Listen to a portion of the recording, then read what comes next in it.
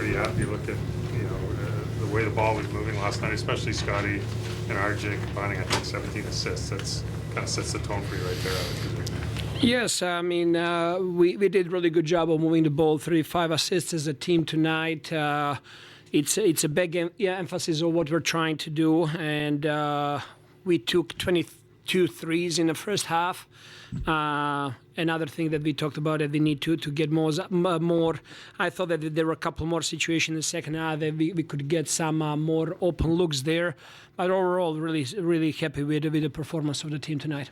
Defensively, you seem to have you on a string all night. What sort of clicked tonight, do you think, for your defensive group? You know what?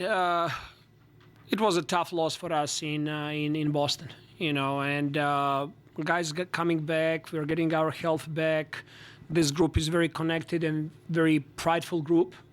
So we really wanted to go out there and compete on the highest level. That's what we can do at this point. And all of the guys, everybody who touched the floor, they really contributed tonight, and everybody had that energy.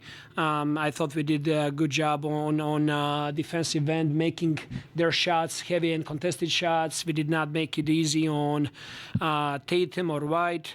Grady just told me, who was guarding Derek White. He takes pride of playing good defense tonight as well. When Davian's out there and he gets right in the other guy's church, does it sort of carry over to the rest of the guys on the court?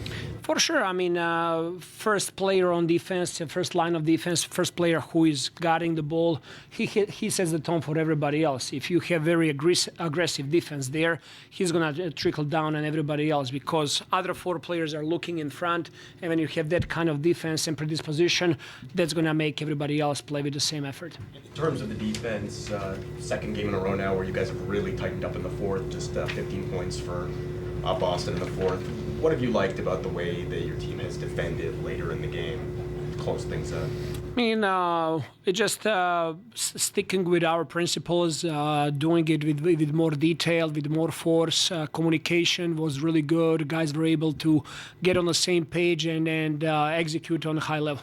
I'm sure there are people who are looking ahead down the road and might, how might I say this, prefer other results from this team. Why is winning important for this team for the long-term future, like winning games like this? Everything we do over here is about winning. We want to win championships. We want to win and compete in every single game. You need to develop that character. I think how you compete night in and night out, that builds the culture. It's building the culture this season, and it's going to trickle down in the future when we are ready to compete for championships as well. Coach, can you talk about what goes into having a very successful ball sharing movement, 35 assists with less turnovers, like tonight was less than 10 turnovers? What clicks? What makes that work? I mean, the guys are starting to get a little bit more time with the same group of guys on the court. It's not changing that much. There is a little bit of more continuity, so there is more familiarity with each other when teammates going to be on a court. What are we doing? How we need to execute, and it comes down also willingness of our team. I mean, when you have Scotty Barnes and RJ Barrett with 17 assists, that sets the tone for everybody else. You mentioned the threes kind of falling off in the second half, and that happened in the game against the Warriors too. I think you guys took 23 of your 29 threes in that game in the first half. Obviously that didn't hurt you. You won both games, but I'm wondering what you're seeing in terms of why maybe there's that big a discrepancy in volume from the first half to the second. We made shots in the first half. They were playing more aggressive. They were more aggressive on their closeouts. And I thought that we did a better job in the second half of attacking those closeouts. One of our goals in this game was to create closeouts and to have right reads. If they're short closing out, to be able to shoot it. But if they're really aggressive, which was the case in the second half, to be able to turn the corner and make from there.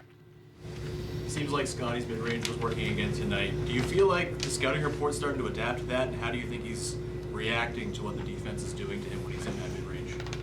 I mean, it's hard. He has great length. He does a good job of protecting the ball. He's capable to get to his spot on the floor and to shoot over people. I think he's finding really good balance of being aggressive and taking it all the way to the rim, but also reading the defense when there are opportunities to get to his sweet spot and shoot over defense as well.